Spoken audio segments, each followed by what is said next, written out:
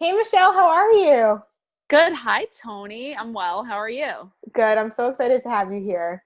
I'm so I excited to be know. here with you, hanging out and talking. Yeah, I already prefaced this in the intro, but Michelle is my really good friend. I didn't say this in the intro that we met when we were still in college, right? We Oh, were in totally. I think I college. was like a freshman in college, actually. Yeah, like we loved nutrition from the jump.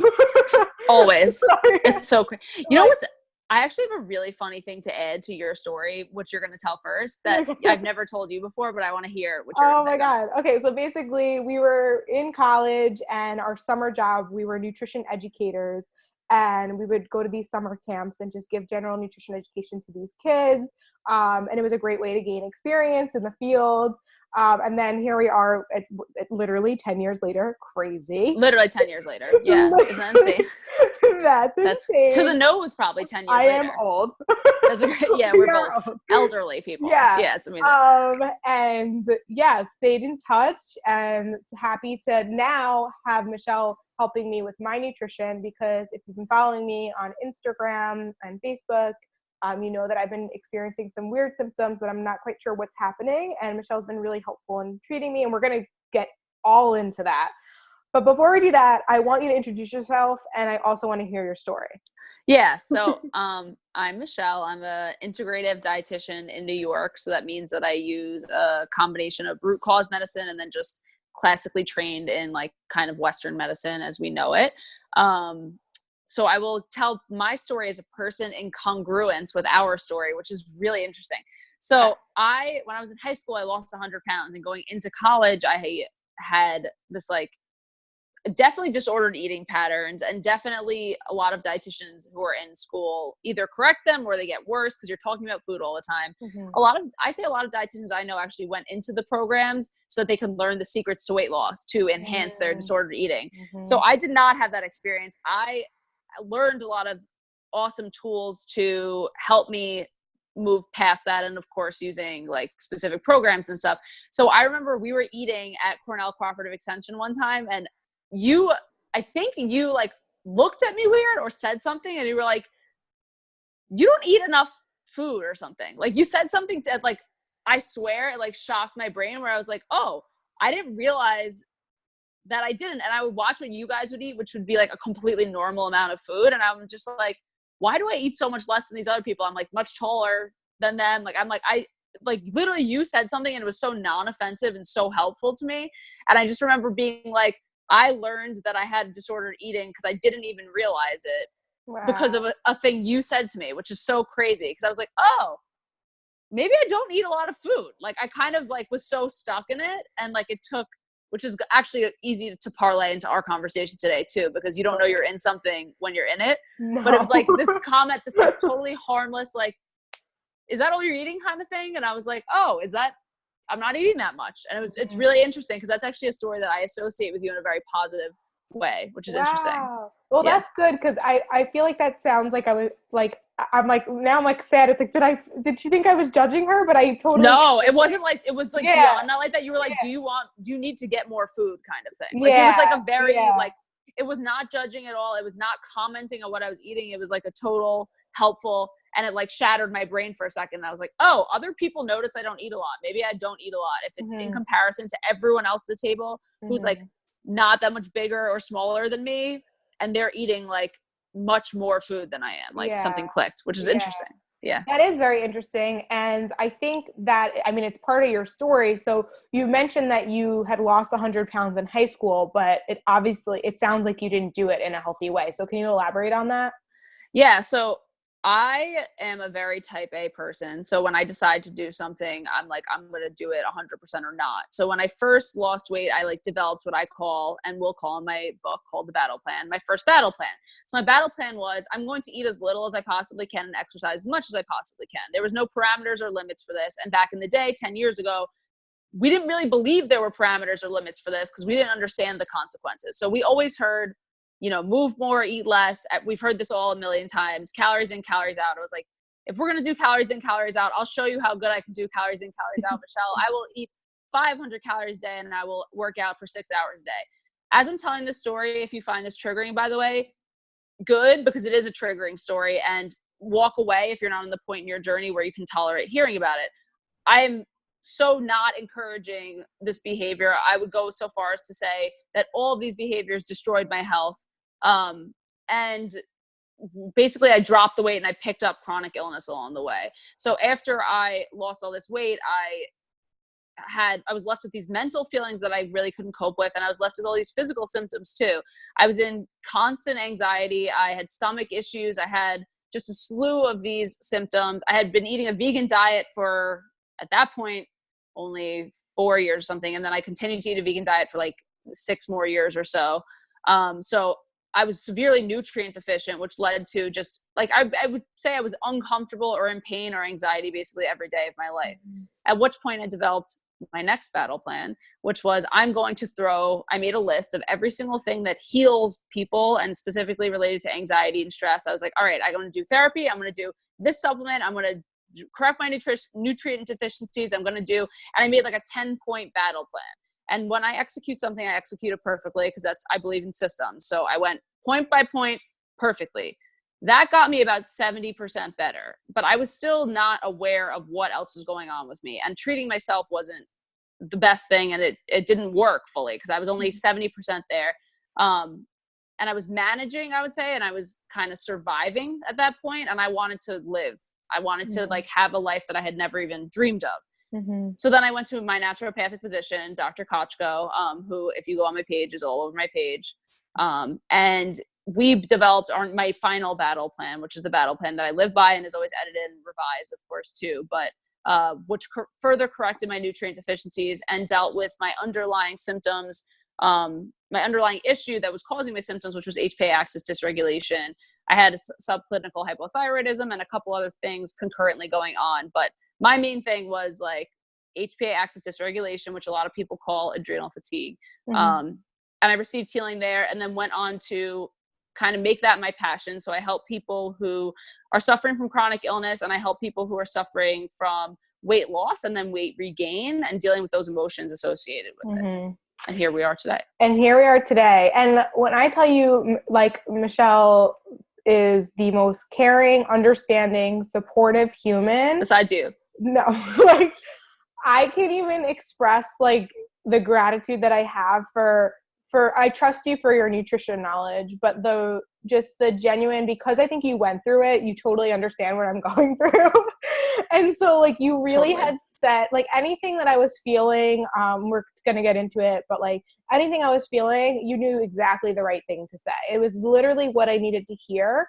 And I truly believe it's because you went through the process yourself. So you really know how that is. And so, yeah, so this is exciting. I'm excited for your book. Like, I cannot wait. Do you have an idea, like, when you're going to be done with it? Or are you kind of just, like, wanting, like, where are we at in that status? I'm a little more than half of it is written. Thank you for your words, by the way. And I feel the same exact way about you. I really do. I'm halfway through it. I am in the editing phase of those pages and working through the end of it. I got through my favorite parts of it, and now I'm working through like parts of it that are just necessary, like information, but I got through like the really funny, fun, awesome stuff that I think is going to give a lot of light bulbs to people. And then I don't know who I'm publishing it with yet. And that's an obstacle too, but that I'm like learning that process, which is not like intuitive to dietitians. We learn how to be dietitians. I don't know if you're connected with John Romanello, but you should. Cool. Connect us. I will connect you guys for sure. Yeah, exactly. Yeah. I'm in that process. I am working with a book coach who is a very close friend of mine too, Sarah Fader. She's a writer. She's incredible. And she's a book coaching program.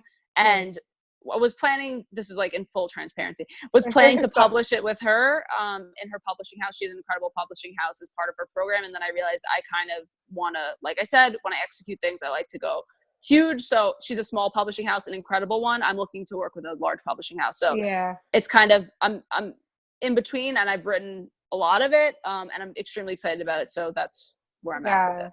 Well, I'm excited too. I'm going to shout it like at the end of every podcast, and get this book. I just want you to read it and like feel in your heart, like, oh crap, she gets me. Like that same feeling we actually talk. That's the point of it, is for people who can't afford my services or who are not ready for that level of care, to just have a moment where they read it and go, oh, finally I'm heard, you know, and to feel seen. That's really the goal of it.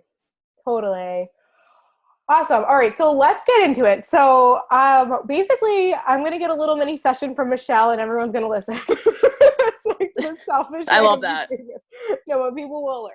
So I reached out to you because for a while, I've been saying like weeks, but I really look back at it and I really think it was like months, because I remember feeling fatigued like when I was still working for my corporate job, and, you know, and like, but at that point I just thought, okay, the fatigue is I'm working a full-time job, building my business on the side.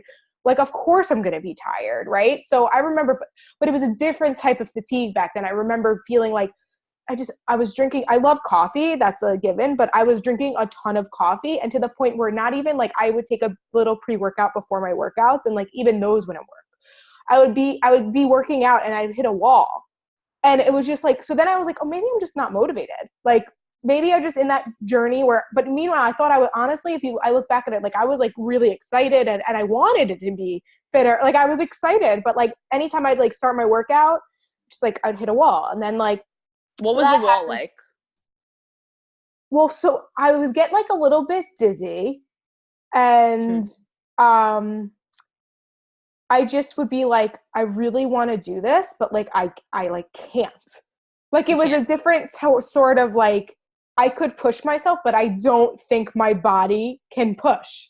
Like it was different than like when I mentally am like, I'm tired, or like, that's it. No, Toni, go. Like you can do this. Like a mental push like that. It was literally like my body was like, stop it. Like, your body was rejecting you doing this to yourself. It was not allowing you to do it. It was literally not allowing it. And that was back in like, you know, right around, I want to say like probably around like December, January. That's when I was still working for my other job. Right. So then, okay. I got the flu. So that I was like, obviously knocked me out. I was off my routine. Went to Italy, left my full-time job, was really excited. I think I was just like, all whatever. Anyways, fast forward, really the symptoms really started in March. I went to Florida. And Michelle and I were talking about this before, and full disclosure, full transparency, although I help people with emotional eating, I struggled with it. So it's why I am, you know, I talk about it. I haven't done it since for years. I literally haven't done it in years. And I was sitting at the dinner table with my godparents in Florida, and they were fighting, and they're always fighting. And at that point I was staying with them. So I was there for like a couple of days, and I just like literally had it, like, you guys can't see me, but my hands like up to here. Like I was just like, I am so uncomfortable. This is so annoying. There was a roll on the table, and I'm gluten sensitive, and I haven't had gluten in over 5 years. I made it all the way through Italy with no gluten. And I got there and I had the freaking loaf of bread that, for someone who hasn't had gluten in 6 years, like I was very bloated the rest of the trip. But then when I got home, it had diarrhea for a week. Sorry if it's too much, but like, I was just not okay. The bloating was excessive. I just did not feel good for like a solid week and a half after that. So I'm like, okay, that was that. But then I was still bloated, but there was no more diarrhea. Which then led to, then I was like, okay, I'm okay. I would try to work out, still feel tired, fatigued. I was like, maybe I'm just not motivated. And this kind of went on for a while, and I kept just like blaming like, oh, maybe I'm getting sick. Or maybe it would be the time of the month for me. You know, like just really, really tired, and like a consistent bloat. Like those were like my main symptoms. And I finally was just like, this can't be normal.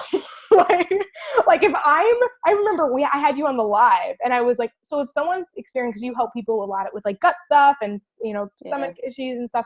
And so I remember asking you, and I was like, so when should someone reach out for help? Like if they're having bloating, like how much bloating is too much bloating? And you were like, none. You should not be bloated. You should not be bloated. You should not be bloated.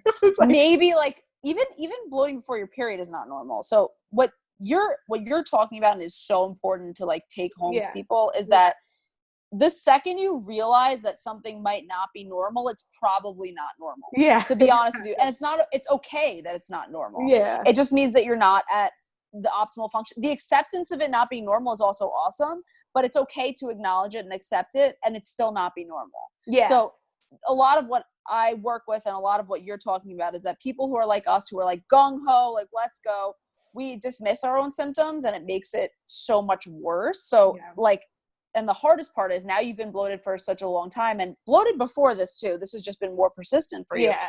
You can't even, at this point, it's illogical for you to imagine a life without bloating. That's the hardest part. You're like, why would I even get help for this? This is my life. I don't even know why. So the hardest part of any healing with chronic illness is to picture a life that is like almost like believing in magic. Because it's just like, it's insane to think like, if you would have told my 250-pound self, who was my weight my entire life, like, you're going to help people with their health one day and you're going to be at a healthy weight the rest of your life, I would have been like, okay, you know, I would have been like, all right, like that, it's like a ridiculous thought. But I had to, the moment that I lost weight, when I was like, oh, this doesn't have to be my thing anymore. So that's what we're doing with you, is like, bloating's not your thing. That's not you. Fatigue is not your thing. That's not a characteristic of Toni at all. No, not at all. That honestly, so it's funny that you say that, because for me, bloating has always gone like been in and out. And like, as a dietitian, I'm like, oh, I know I can heal this. Like, I know what foods are causing it, or like, I know what probiotics to take, and like, I would just like, you know, tell myself it'll be fine. But the fatigue thing is really what made me reach out for the help, because I was like,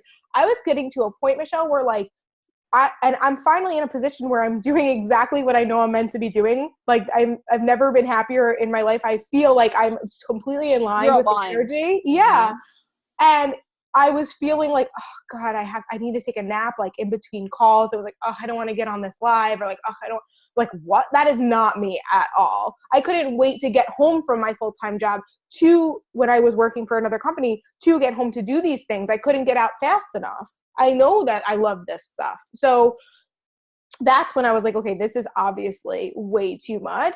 And I will say, and I know we spoke about this before, you said like, I think I've grown a lot, like internally. I go to therapy weekly, and my old self used to just like saturate my schedule with things to do, so I didn't have to feel, so I didn't have to pay attention, so I didn't have to I would be anxious, but no, let me do something else. And so as busy as I was, and people were always like, I don't know how you do it. I'm like, I don't really know how not to do it. Like, I don't know how not to have 5,000 things going on at once, because then that forces me to have to like feel feelings and like slow down and relax, right? And so finally I'm at a position in my life where I've learned to take away and to not overcommit and to really just do what I'm supposed to be doing.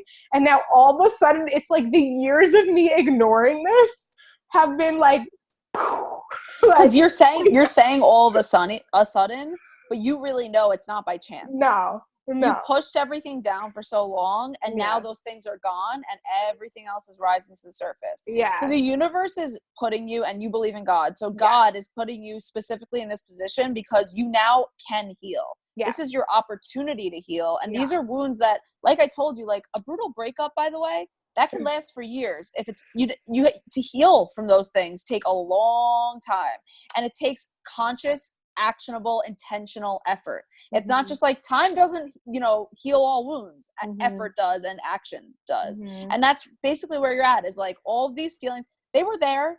You were pounding your system and suppressing stuff. And now we've taken away the distractions. And what's left is a very strong, very tired person. You're tired. You know what I mean? Like, you're tired. She's like, how are you doing today? I was like, I was really great up until 3 p.m. It's 6 p.m. right now. Exactly.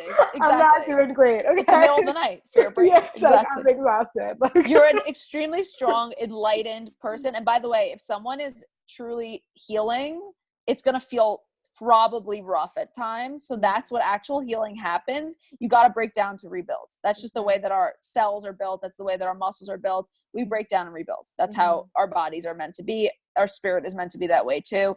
And at some point, which is an insane thing to say, and I think you already are, you'll be grateful obviously for this opportunity, because if you didn't have this time, you wouldn't be able to heal. And now you have this time and you have this pain and you're using it functionally to heal. So, and that's what we're going to work towards, but it's unpleasant. Healing is not, everyone thinks it's like, I'm going to just lose weight and feel, I'm like, no, it's like, it's brutal. And I always say to my clients, I'm like, I love when they cry hysterically in my office. I'm like, I love those tears, because I know that something's happening, and we're working towards something.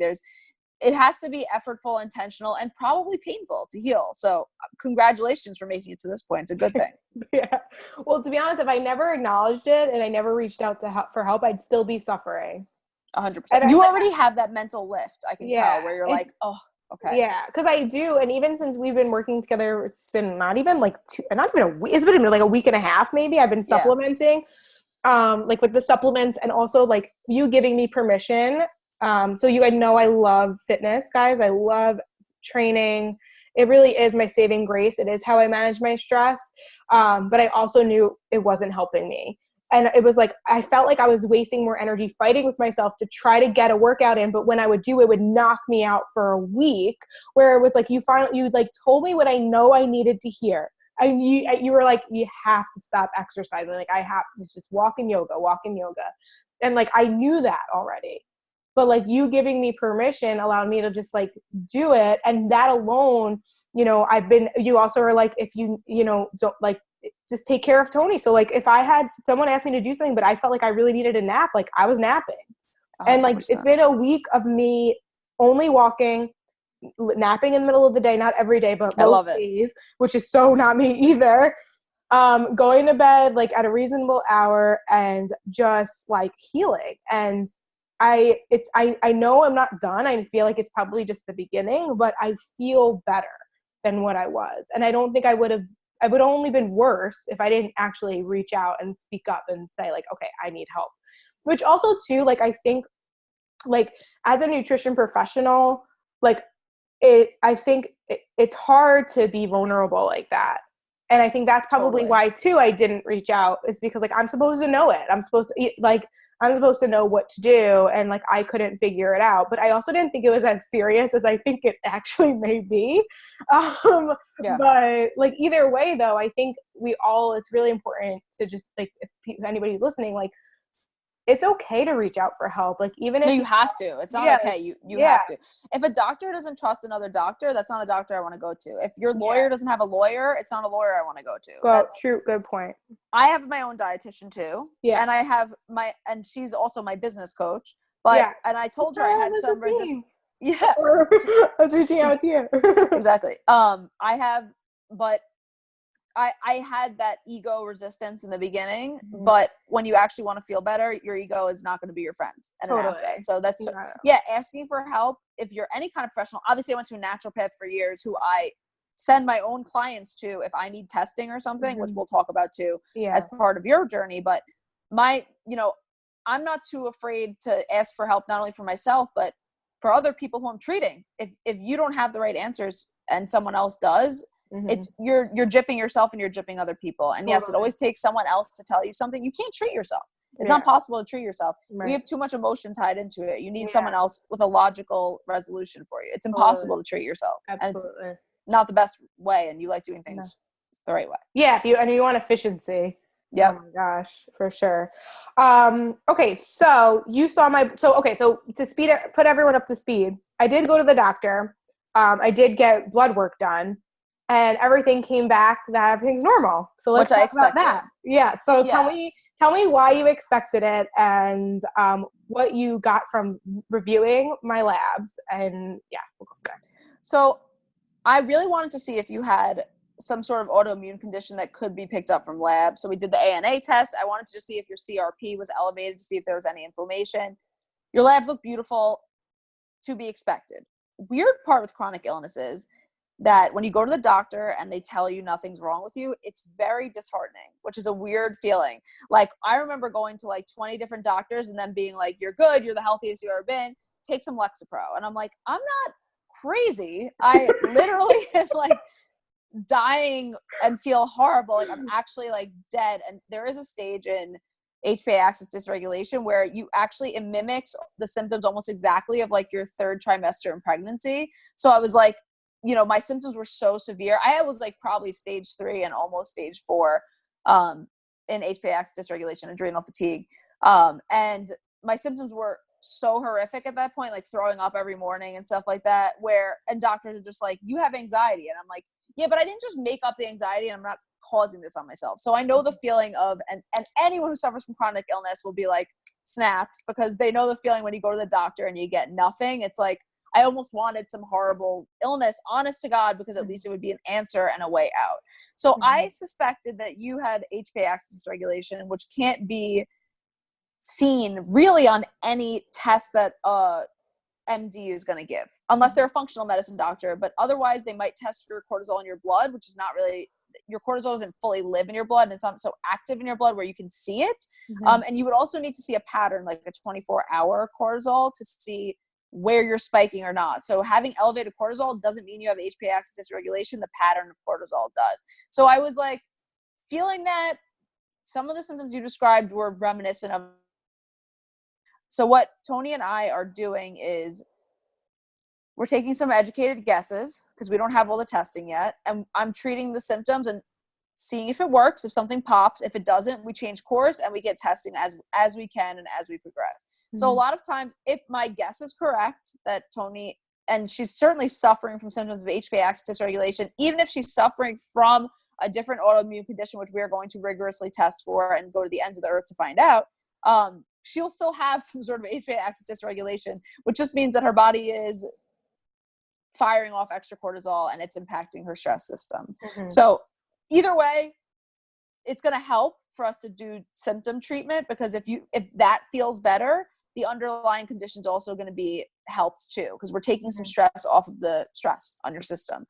So that's really my goal. You definitely have some gut dysbiosis that we've discussed. So regardless, again, of the root cause, for right now, what we can do until we get all those tests is just do some things that will help symptom management, which is not the ultimate goal. But I have a feeling that you might just be like totally good, because I'm really not treating symptoms. I'm treating with the assumption that you have HPA axis dysregulation, which I have a really strong feeling about. And just from your symptoms, because we look at, when we are talking to people, we look at the symptoms of the person, not the lab values. We treat the person, not the labs. We always say that, right? So I wasn't surprised you came back with normal labs. If it is HPA axis dysregulation, you will have normal labs. So it only pushes my inclination further. We ruled out some heavy hitters, which is awesome by doing that. And then we're going to continue to treat. If you're not feeling markedly better, then we'll do further testing. And that's kind of I honestly think, so here's what I'm thinking, because I think I'm pretty positive I'm going to do the testing. I thought about it, and I think you should too. I really think that I should.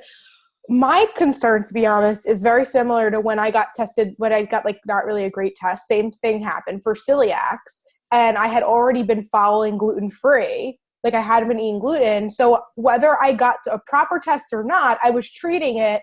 And so therefore maybe it wouldn't show up. So like, since we've been treating my symptoms and I am feeling a little bit better. And it's a very short time for HPA dysregulation. It could be like 6 months to notice a difference. So for you, that's good. Okay. So that's good. But I guess my thing is like, if I go for all these tests, but I've been treating it, maybe then like, would anything show up? Oh yeah. Oh, it would still. So you're not, it doesn't alter that much. So okay.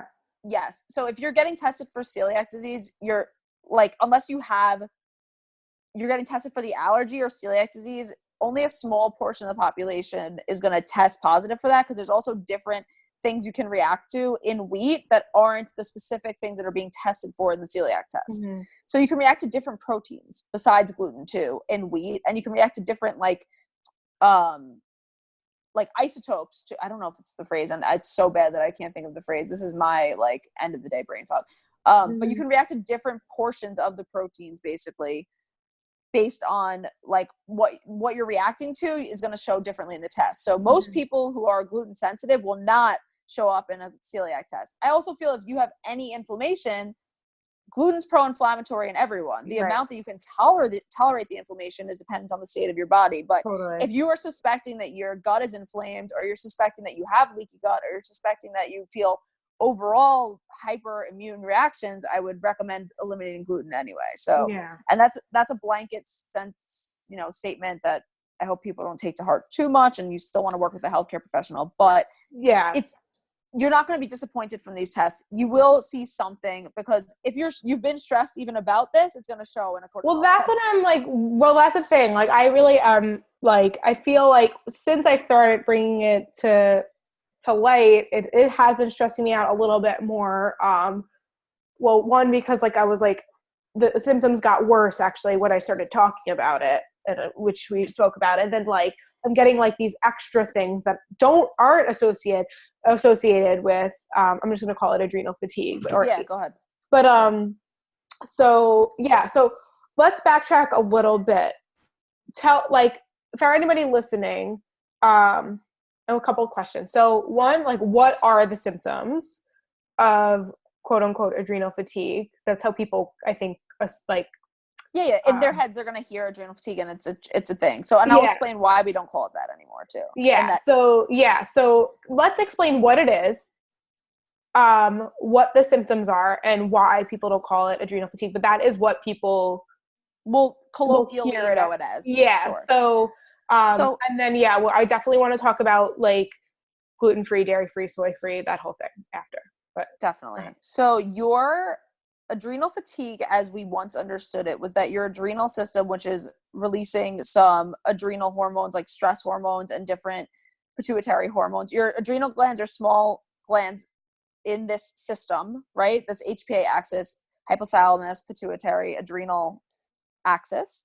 They all feed into each other. So our stress system is a weird system because cortisol has a negative feedback loop. So this is the weird part.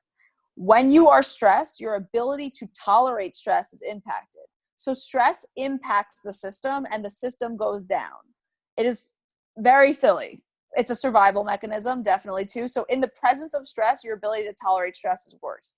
Mm-hmm. And over time, it's very similar. So we used to think similar to like insulin, where it was like you pumped out too much and your body kind of got over it and then just like stopped pumping insulin out. That's not true. Mm-hmm. We now know it's more about insulin resistance. I would say, to me, adrenal fatigue is more of like a cortisol resistance than it is you just bottom out. So it's very rare that you just bottom out. Most people who have HPA axis dysregulation have too much cortisol. So they'll have symptoms of elevated cortisol, which is this feeling mostly that people would associate with being wired and tired at the same time, which is like you're like zingy, but you're also like ready to pass out in any second. And what happens is your cortisol will shoot off at different times. So as an example too, I recently got my labs checked again. So I've done a couple 24-hour cortisol tests. I got a Dutch hormone test, which is like probably the best cortisol and adrenal fatigue test. So I was taking supplements that would blunt the cortisol response at night because I was like, I'm waking up kind of too early, which is another one of the top symptoms of adrenal fatigue is when you're waking up early in the morning because it's your body's stress system saying, there's an emergency, wake up, hurry, get up. And that's your body waking you up to make sure that you're up. So a lot of times people will experience waking up between 3 and 5 a.m. And that's how you know your cortisol is shooting off early. So there's certain supplements you can take like phosphorylated serine that will blunt the cortisol response and prevent your body from producing it too early. So I started taking Saraphos at night and I've taken it a couple different times and I was waking up more. So what was happening was I actually was releasing a surge of cortisol at 8 a.m. I thought I was releasing it earlier. So I was just waking up, not feeling rested. And then at 8 a.m. every day, I was getting incredibly dizzy. So we didn't know exactly what was going on. When I got the testing, I started taking the Saraphos when I first woke up, the phosphorylated serine, and that stopped the response from ever happening in the morning. So I didn't know when I was actually shooting up in cortisol. Mine was going like this. Other people's go like, it's always low. Other people's are like this. Mm-hmm. And then what happens in the later stages of adrenal fatigue, very unfortunately, and when the symptoms are really rough, is you actually flip the axis. So what will happen is you will be extremely awake all night and ferociously tired during the day. Okay. So that's when your circadian rhythm kind of like does a complete 360, that's when the symptoms are roughest. And then at the last stage of adrenal fatigue, which does happen, is true adrenal fatigue. You bottom out and you just do not produce those hormones anymore. Your body becomes completely impaired in producing them. People have to go on hormone therapy and things like that. God. Yeah. So obviously you want to treat it before you get to that stage. Well, duh. Yeah, for sure. Oh no, like definitely. You have to treat it before you get to the stage. So I will tell you, when I first went to see my naturopath, we would have pinned me at somewhere in like stage 2 or 3. I had healed with him to the point where I think my cortisol system was like completely, rejuvenated. And then I went back a year later and I was like, I had a horrible breakup.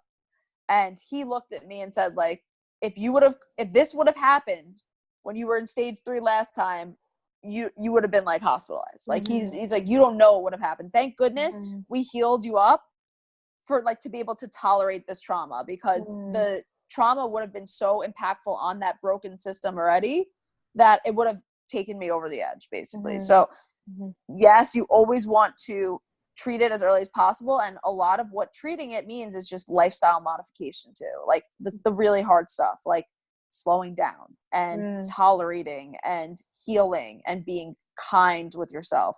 That's what really heals it. And you know, another part of my healing journey, which I'm going to impart upon you, is my naturopath, Dr. Kochko, always says to me, like, Michelle, you can take all the supplements you want. You can eat as many, you know, you can eat as much bone broth and drink as much bone broth as you want. If you don't stop working 90 hours a week, I promise you, you won't heal. If you don't stop, you know, if you don't start creating boundaries with people, like my business coach says too, and pushing people off, you will never heal. So for you, if you don't take a deep breath, chill with the exercising, and stop torturing yourself and letting other people tell you how to heal and not listen to you and degrade your healing process, you won't heal.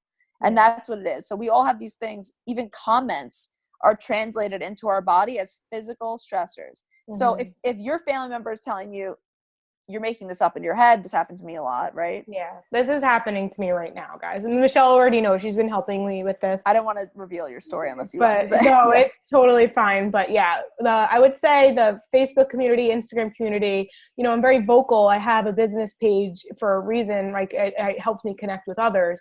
But my family follows me on those pages. And so to them, it's like, oh my God, what's happening? What's wrong? Are you like, so I have one side of the family that's like, oh, that's so sad. You did this to yourself. Like, oh my God. And they have the other side of the family that's like,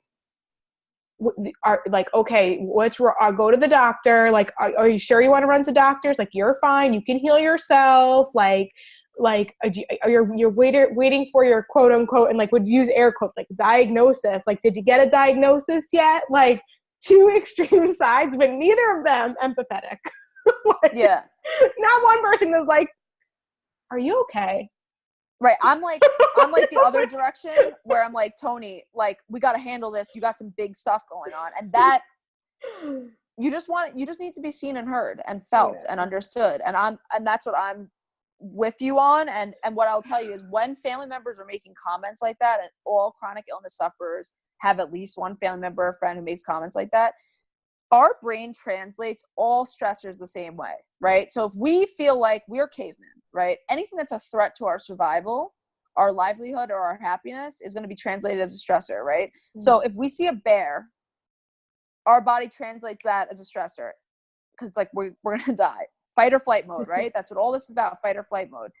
If you're sitting in traffic, we're going to die again. That's what our brain thinks, right? We don't have social acceptance. What happens if you're a caveman and you don't have social acceptance? You die, right? Because you don't have people to share the cave with.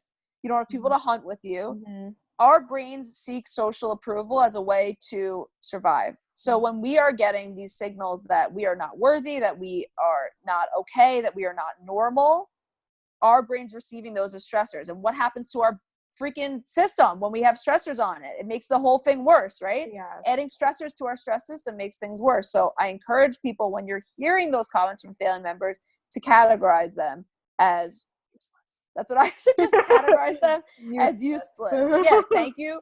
And what I always say to someone who's commenting on my health, I deeply appreciate your concern. I actually don't need your help or assistance in this arena. If I do need your help, I will ask you for it. I actually don't need your questions or help. And I feel secure in my journey, but thank you so much for trying to help. Even though if it's judgment that you're receiving, thank them in gratitude. And that's the best way to deal with it. And then also deal with your own self and just saying, hey, I'm not feeling well. And that's real. I really don't feel well. If you were to know that you were going to feel this way, you wouldn't have done this. Like, obviously you would never do this to yourself. Why would you do this? You didn't know. You thought, oh, I've been trained my entire life to work, kill, do everything I need to. And you were doing exactly what you were told was the correct thing to do your entire life. Be motivated, work out a lot, kill.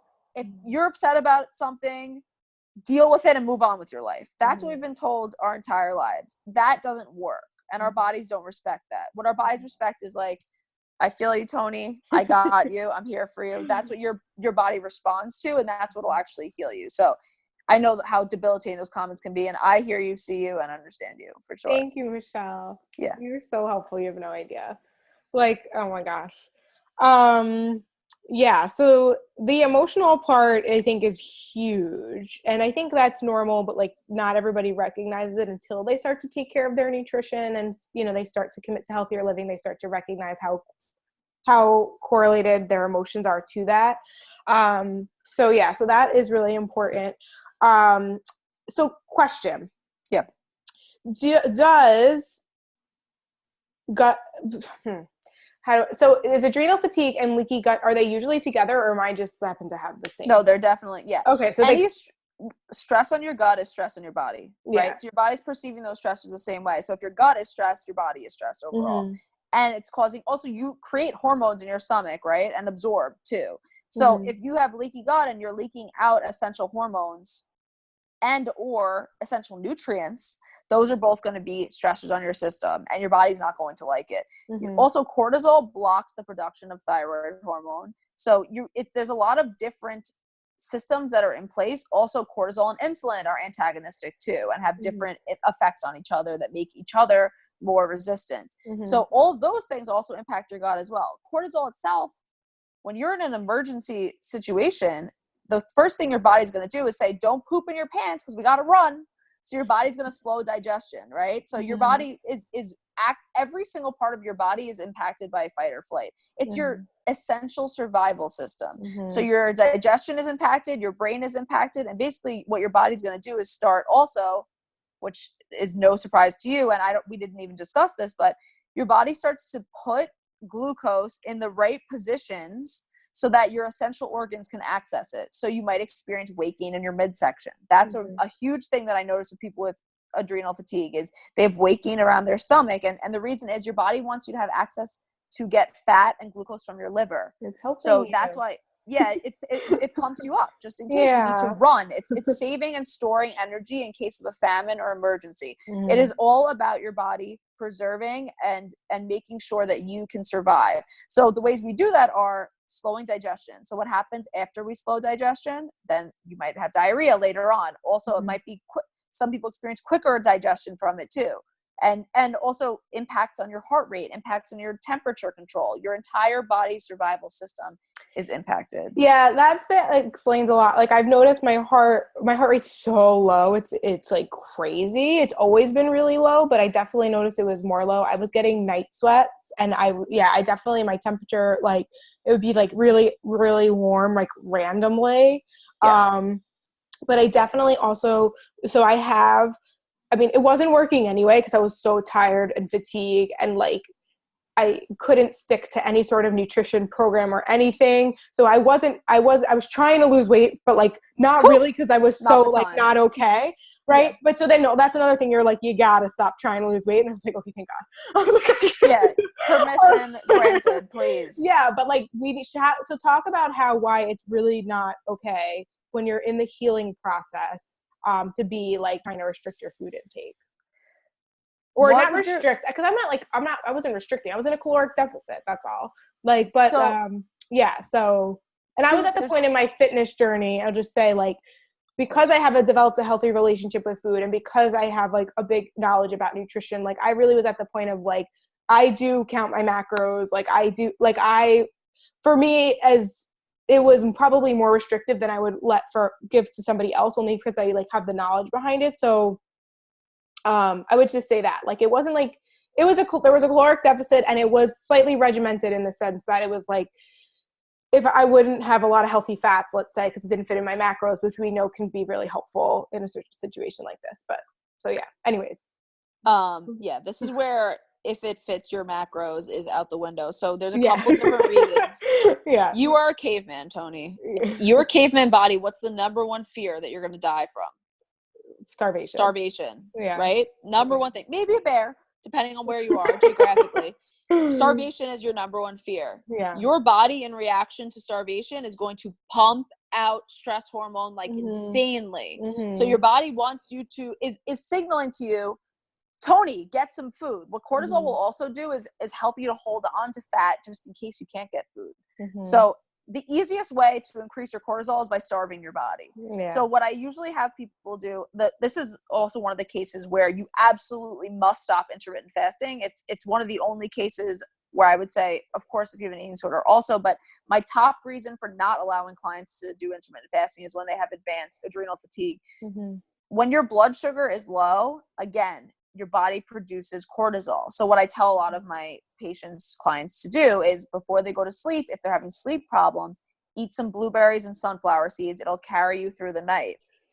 That's what I was doing. I didn't even know. You're like, I was healing myself. Literally, I've been, because I I would usually not eat at night. Like I would say, if I'm going to go to bed, and I tell people, good listening to yourself. In like a couple hours, like there's really no reason to eat anything. But I was like, but I know I'm healing. So my new kick is like, I take frozen berries from the freezer and I put unsweetened almond milk and maybe a little drizzle of peanut butter or a little bit of cheer, it's literally perfect. Yeah. And then if I have any nuts, I might sprinkle or hemp seeds or something. That is exactly what I would tell you to do. You were nailing it. I was intuitively eating. You were, and you knew what your body needed. So exactly that, because it'll stabilize your blood sugar through the night.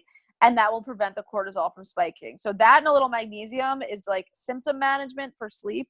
Incredible. But keeping your blood sugar stable is one of the pillars of healing from adrenal fatigue. Every single time you're shooting cortisol, you're losing the game. So if you're intermittent fasting, your blood sugar is going to be low. The worst thing you can do is have your blood sugar drop down. That's really what you don't want, because then it's like cortisol, help.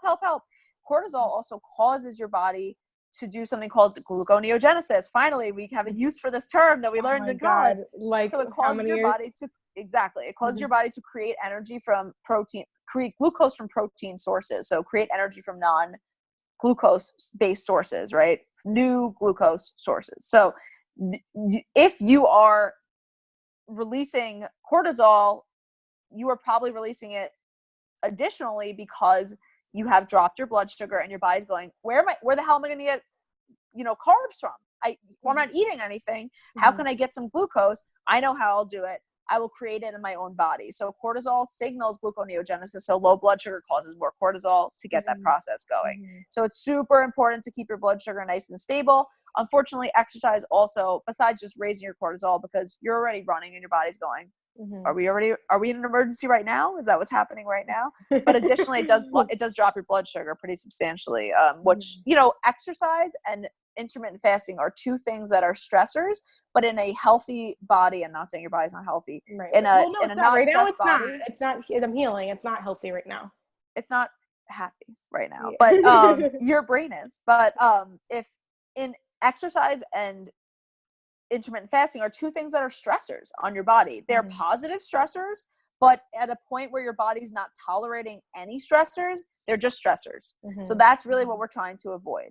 And that's where I'm at with you right now too. How are you physically feeling? We're talking a lot and it's late. Are you okay? Yeah, no, I'm fine. I'm fine. Okay. No, we're good. All right, but I wanted to talk about, just because I want to be mindful of your time. So we have 10 minutes or so left, but I feel like I need to say this. So, because we hear this all the time, and as dietitians, we believe in individualized care, and so here they are hearing is intermittent fasting good or bad? Is gluten good or bad? Is good. I hope they're confused, and then ask an actual individualized professional. Confuse you all. Good. Yeah. So, but I guess what I'm trying to say is so. All right, for anybody listening, there's a time and place for everything. And some things are effective dependent on your history, dependent on the state that you're at, and depending on what your goals are. And so everything that you're hearing right now, it might feel a little bit overwhelming, but if you are someone who's struggling with bloating or fatigue or not waking up in the middle of the night or something like that, reach out to Michelle, reach out to myself, find out what's going on with you so we can give you a more specific guidelines of how to kind of go about it. Because right now I feel people are so is intermittent fasting good or bad? But that's not the point. The point is that when you're sick or when you're healthy, whatever your goal is, you have to just like treat the goal. And so whether it's good or bad, it doesn't matter. It's the point is this going to help you get to your goal? Exactly. And treat the person. Yeah. So there could be Tony Ann 6 months ago might have been a great candidate for intermittent fasting. Tony Ann now, I would forbid it.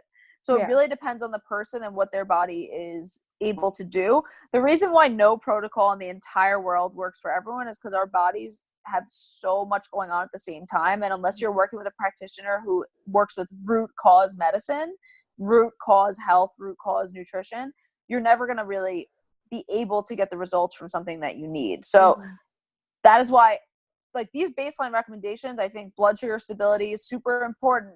I think that's a reasonable thing to say for everyone. I will also say that every person who's suffering from adrenal fatigue, I do not think is a candidate for intermittent fasting. I do think that. For you to find out what you're dealing with, you have to go to a licensed healthcare professional though. And that's the important part is me saying these things. So if I'm saying intermittent fasting is no good, what if someone naturally doesn't eat breakfast every morning? Do you have to start eating breakfast? Those questions can't be answered by me talking to you about it. Exactly. There's no application of this information besides to maybe something can strike you in ways of a factual sense, like blood sugar stability, again, like larger principles, but you have, for these complicated issues that are super individualized, like again with Tony, like she loves her coffee. For me right now, treating her, I'm like, I don't want to take away her coffee because it brings her joy, and her energy is so low right now. It's not going to be an asset to her. By the books, you should not drink coffee when you have HPA axis dysregulation, but it's an asset to Tony right now, and I think it's helping her more than hurting her. So we're trying to negotiate those things too, and that's what you have to do. Yeah, and which is why I do want to say something about that. It's like, so once again, a lot of times, and I know that my clients experience this too, it's the permission that like coffee's okay, even though I know really it's not okay. And you did the same thing with me with wine and like alcohol.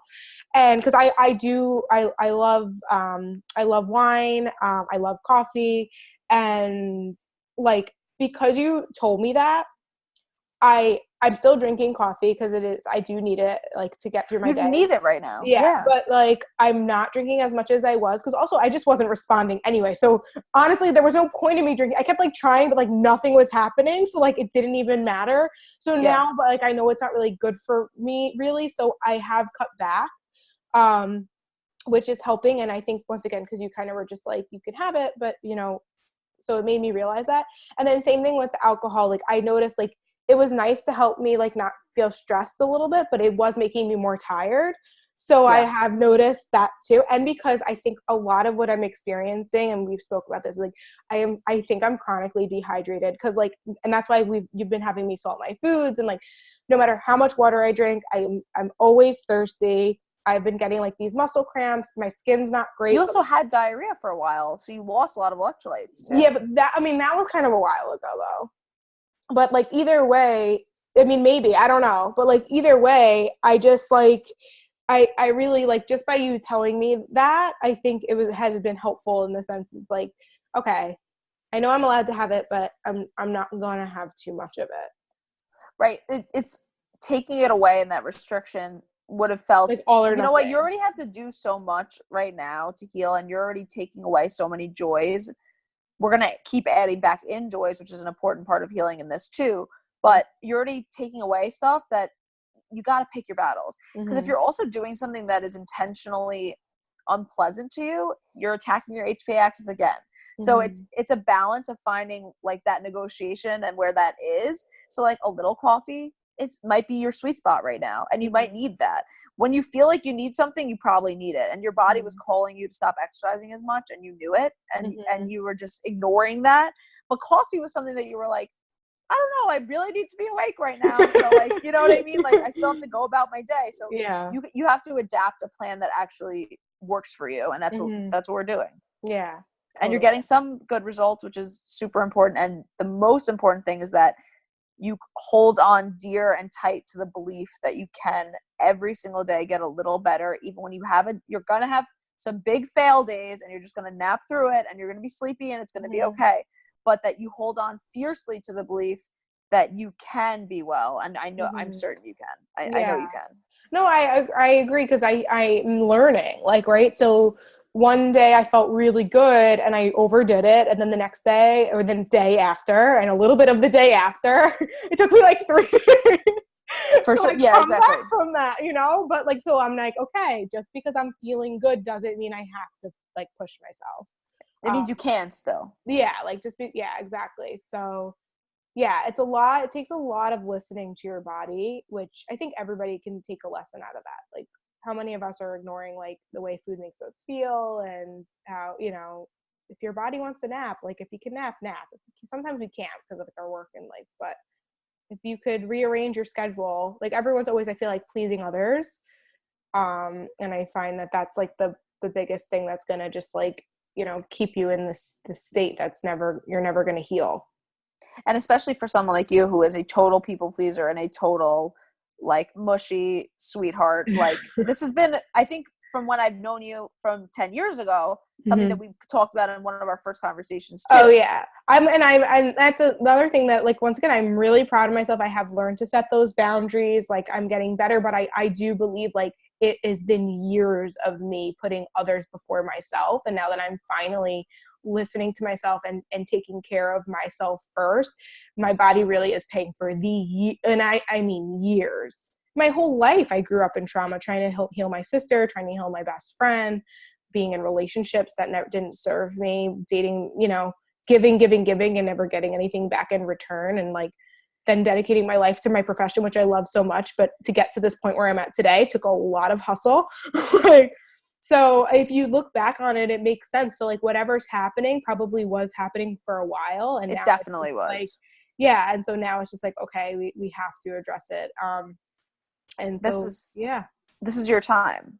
This is and it. This is your like special time. And this is like when you've first been able to deal with these things. I will say in Ayurvedic medicine, they believe that, I'm scared to tell you this, it takes as long to heal from something as it took to create it. So it would, you're like, no, but that doesn't mean the symptoms won't be there, but it means that probably like the emotional, spiritual end of it takes as long. But it's a wild thought where, you know, my clients come to me and they're like, I want to get better tomorrow. I'm like, how about 27 years? I'm kidding. Well, for symptoms, it can be gone in like months. It's not, you know, nothing like that, but that's to put in perspective that is the belief in Ayurvedic medicine, that it takes as long to heal from something as it does to create damage from it. And I will say one last thing for you, and that a message that I'm going to continue to impart on you. Selfish people are the healthiest people. Selfless people are the sickest. You have to be selfish. You have to set boundaries. And when you are well, you will be able to help people way better. So that's the truth. Be selfish. It's counterintuitive to your nature, but your nature has not gotten you the right way. So go against your nature and be selfish and stand up for yourself. That's the way to heal. That's the number one way to heal. Totally. Oh my gosh. Michelle, you're amazing. Thank you amazing. so much. So just because I want to be mindful of everyone's time, I'm definitely going to have you back because this is going to be a continuation.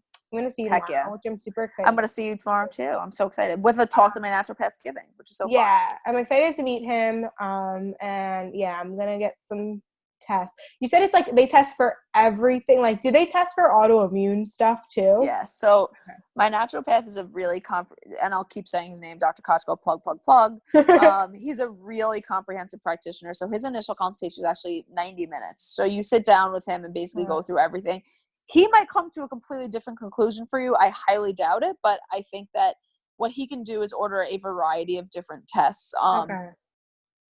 It'll be based on his feeling of what's going on with you, and not feeling, scientific evidence. So he will draw conclusions from what you're saying, from previous blood work, from your symptoms, and basically his goal will be to get to the root cause, like I've said, of what's going on. He's probably the most learned scientific person I've ever known, where he knows like every enzyme and substrate reaction in the body. I'm like, I don't even know what he's talking about half the time, and I'm good. Like, I don't know what he's talking about. He's and sometimes I'll be saying something and I'll be leaning, you know, we're both practitioners, right? You and I and him. So I'll be leaning in a direction where I'm like, I think I'm vitamin D deficient. And he'll just take me through a loop. And I'm just like, oh, I've been so zeroed in on what I thought was going on. And he's so on the next level with every question. So this might be good to get a second opinion, because I know one of the symptoms that I'm having, which is not correlated, but could be, like you said, it could be that I'm just stressed. But even right now, like as we're talking, like I have like this like it's not like a soreness. It's not like I worked out and I have muscle pain. It's like muscle pain that like radiates down my that front of my that is shins and definitely like the leading back me of my neck. towards, you got it. I want you to get tested. Why not get So extensive like testing? that's not part of adrenal fatigue, right? That's separate. That's a different symptom. If you have inflammation, can it be causing that? But if you're having burning pain radiating through your body, it's not comfortable. It could be explained by tension, clearly. It could be, right? Although I will say the best answer is always to get tested. We are treating your symptoms now for you to feel better. If it's up here, of course it can be stress. That being said, why would you not get a comprehensive exam? Of course. No, I definitely am. And I'll support you either way. No, thank you. You've been amazing. I'm definitely going to get the test. We'll definitely do a part 2. But for now, tell everybody where they can find you if they want to reach out to you. So I'm on Instagram, Michelle Shapiro RD, and my website is michelleshapirord.com. You can email me at michelleshapirord@gmail.com. So it's easy. I like TipsWithToni everything. It's just the same exact thing everywhere. It's my name with the letter R in the D. Yeah, I'll put it in the show notes. And so just last question. So you're in New York. Do you do online nutrition counseling or only in person? I do both. I'm split now. I'd say 50-50. A lot more people have wanted to do virtual counseling. My availability is tighter now because obviously my client base is continuing to grow and I have a lot of consistent clients who've been with me for years. So my in-person availability is shrinking and my online availability is maintaining. So I'd say that it's easier to get, which I feel is exactly the same, obviously, service. But people are nudgy in New York City. I don't know. People are finicky and they want in person sometimes. So I will be actually moving to just taking clients 2 days a week. Right now I'm taking clients 7 days a week in person. And I just had this conversation with a business coach. So it's easier to schedule with me. And I, in person, it might be a couple weeks waiting list. And if it's online, it might be only a week or so, maybe 2. Gotcha. Yeah. Michelle won't let me pay her, but I'm going to find a way to do it because I'm pretty positive I'm going to hire her like for real. Like right now she's just like helping me on the side, but like I need sessions. No, you're going to come in person. We're going to like do the damn thing. No. Yeah, we're going to do it. Anyways, Michelle. But you're not paying me anything. But thank you so much for the offer. I do appreciate it. You're welcome. Any last minute things you want to say? No, I'm just very proud of you for sharing your story. And I feel that, and anyone who hears it will feel so empowered by hearing someone else is going through it. And if anyone just feels that moment in their head where you're like, something might be off, it is. And listen to yourself and get the help you need. Yeah. Awesome. Thank you so much, Michelle. Yeah. I see you, I hear you, and I'm proud of you, and I'll see you tomorrow. Thank you. Bye. Bye.